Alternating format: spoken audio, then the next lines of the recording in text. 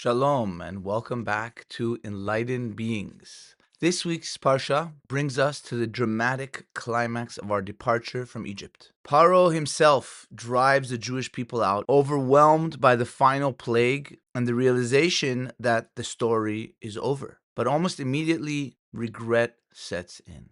Pharaoh gathers his army and chases after Israel, determined to drag them back into slavery. The people stand at the sea, behind them Egypt's army, in front of them the water, and fear takes over. Even though they had already left Egypt, and even though they had witnessed open miracles with the plagues, a part of them was still enslaved. Freedom of the body is one thing, freedom of the mind takes longer.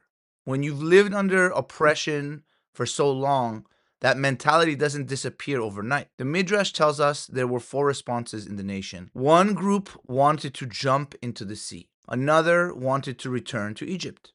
A third wanted to fight. And a fourth believed prayer alone was the answer. Moshe responds to all of them at once. Do not be afraid, stand firm, and see the salvation of Hashem. You will never see the Egyptians again. Hashem will fight for you, and you shall remain silent. Don't jump into the sea. Don't go back to Egypt. Don't fight, and not even prayer, at least not right now. Then Hashem says something surprising to Moshe. Tell the children of Israel to travel onward.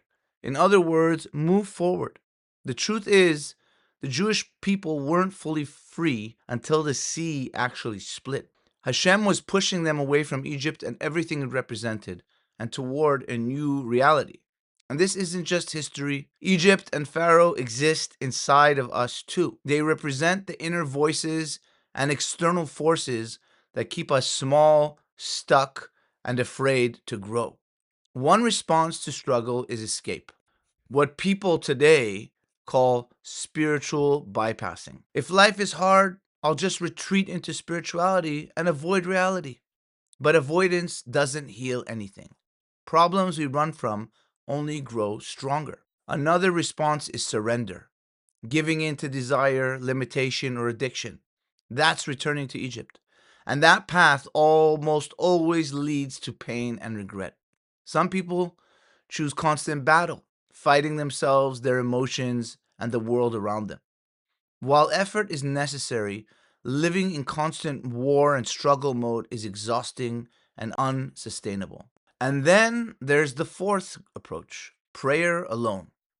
Prayer is powerful, but Hashem doesn't want us to leave everything up to Him. The Torah says Hashem will bless you in all that you do.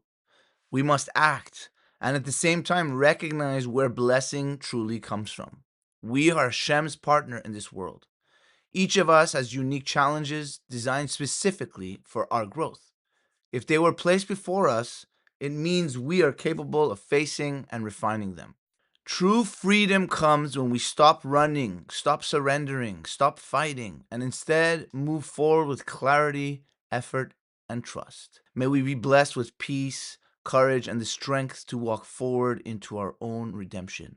If this episode resonated with you, please share it with someone who would like it, and have a great day. God bless you all.